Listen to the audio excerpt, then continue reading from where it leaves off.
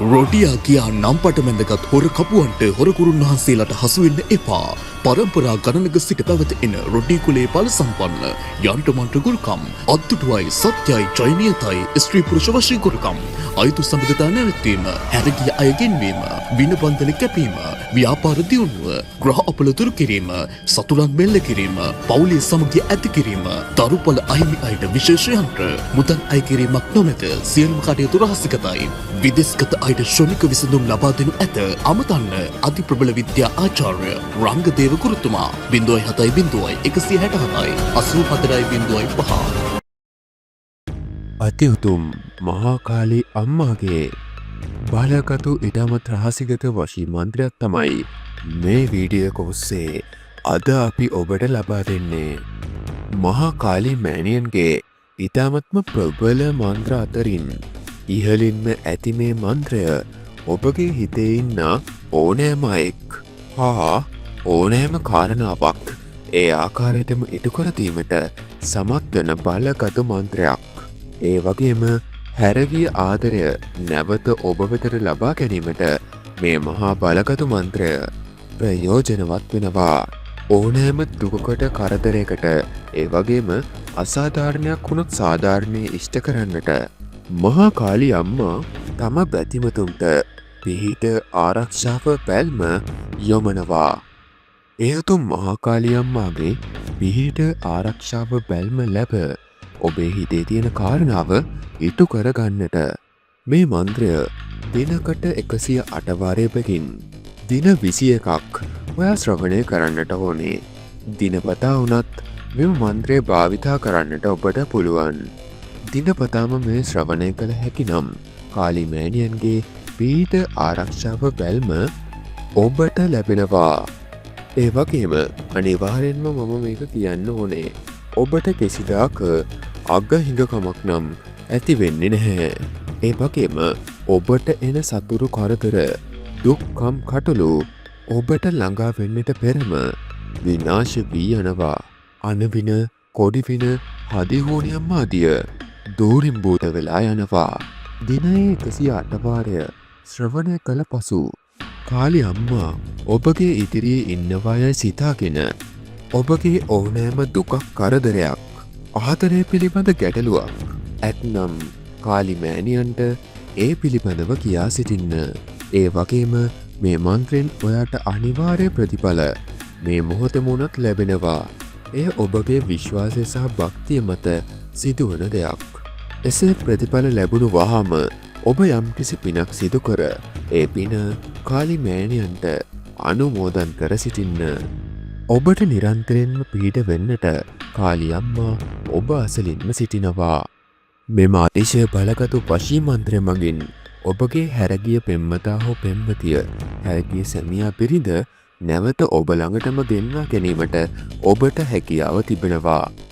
ඒ වගේම ආදරයේදී ඔබට යම් අසාධාරණයක් සිදු වුණා නම් එම අසාධාරණය කාලී මෑණියන්ට පවසා ඔබට සාධාරණය ඉෂ්ට කර ගැනීමටත් මේ මන්ත්‍රය මගින් පුළුවන්.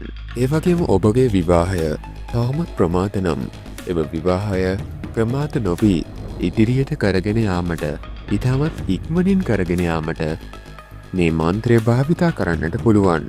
අපි දින 21ක් ශ්‍රවණය කරන්න කිව්වට මෙයින් ප්‍රතිඵල ලැබෙන්නට දින 21ක් යන්නේ නම් නැහැ. මේ මොහොතේම උනත් ඔයාට ප්‍රතිඵලයක ඉඟිතෙනේවි. හැබැයි ඔයා දින 21ක් අනිවාර්යෙන්ම ශ්‍රවණය කරන්න. මොකද මේ මන්ත්‍ර ශ්‍රවණය කළ යුතු වාර ගණනක් තියෙනවා. ඔබට අනිවාර්යෙන්ම කාලී මෑණියන් පිහිට වෙනවා. ඒක අපි දන්නා ස්ථිර කරුණක්. ඔබට කාලී මෑණියන්ගේ පිහිට ආරක්ෂාව ඇල්ම පැල්ම නොමදව ලැබේවා. ඒ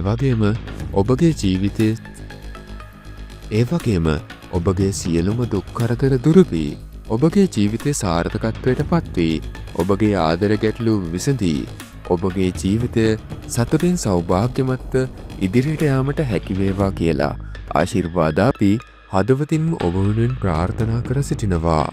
ඒ වගේම මේ වගේ මන්ත්‍ර නිතරම ශ්‍රවණය කිරීමට අපගේ ආශිර්වාද YouTube නාලිකාවත් සබ්ස්ක්‍රයිබ් කරන්න. ඒ වගේම ඔබගේ අදහසත් ඔබගේ අත්දැකීමත් පහලින් කමෙන්ට් එකක් දාන්න. අනිවාර්යෙන්ම වීඩියෝ එකට ලයික් කරන්න. එවිට ප්‍රශ්නවලින් මිරිකී සිටින ගොඩක් දෙනට මෙම මන්ත්‍රය දැකීමට සැලසෙනවා. එයින් ඔබට මහඟු වෙනක් අත්වෙනවා. ඔවුන්ගේ ප්‍රශ්න ගැටලු විසඳා ඔවුන්ගේ ජීවිතය සාර්ථකත්වයට පත් කරදීමට ඔබත් නිසැකව පිහිට වුණ නිසා. එහෙනම් ඔබට කාලි අම්මාගේ පිහිටයි.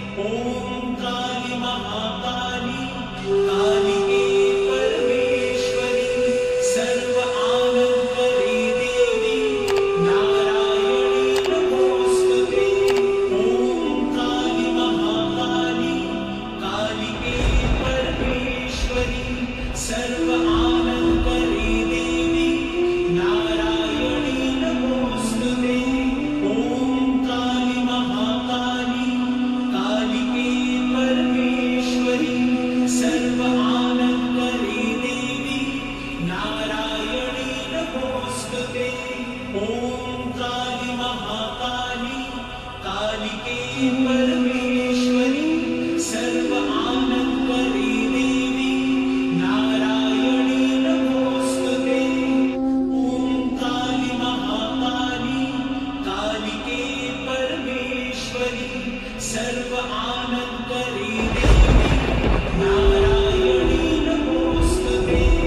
ओम काली महाकाली कालिके परमेश्वरी सर्व आनंदकरी देवी नारायणी नमोस्तुते।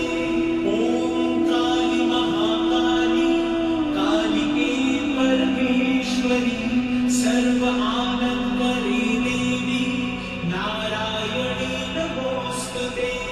ओम काली महाकाली कालिके परमेश्वरी सर्व आनंदकरी देवी नारायणी नमोस्तुते। ओम काली महाकाली कालिके परमेश्वरी सर्व आनंदकरी देवी नारायणी नमोस्तुते। ओम काली महाकाली कालिके परमेश्वरी सर्व आनंदकरी देवी नारायणी नमोस्तुते। ओम काली महाकाली कालिके परमेश्वरी सर्व आनंदकरी देवी नारायणी नमोस्तुते। ओम काली महाकाली कालिके परमेश्वरी सर्व आनंदकरी देवी नारायणी नमोस्तुते।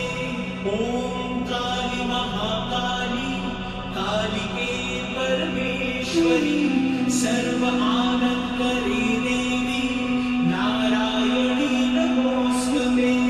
ओम काली महाकाली कालिके परमेश्वरी सर्व आनंदकरी देवी नारायणी नमोस्तुते।